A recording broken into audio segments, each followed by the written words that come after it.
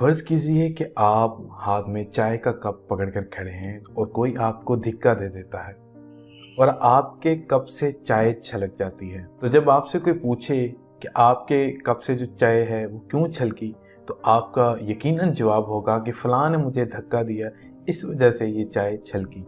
ये बिल्कुल गलत जवाब है। सही जवाब ये है कि आपके कप में चाय थी इसीलिए छलकी। आपके कप में जो होगा वो ही छलके। इसी तरह जब जिंदगी हमें धिक्के देने लगती है लोगों के रवैयों से, उस वक़्त हमारी असलियत ही छलकती है। आपकी असलियत उस वक़्त तक सामने नहीं आ सकती जब तक आपको धक्का ना लगे। तो देखना यह है कि जब आपको धक्का लगा तो क्या छलका? सब्र, खामोशी, दरगुजर करना, रवादारी, इंसानियत, मोहब्बत, सुकून, या गुस्सा, हसद, नफरत, जुनून, गालियां, कड़वाहट?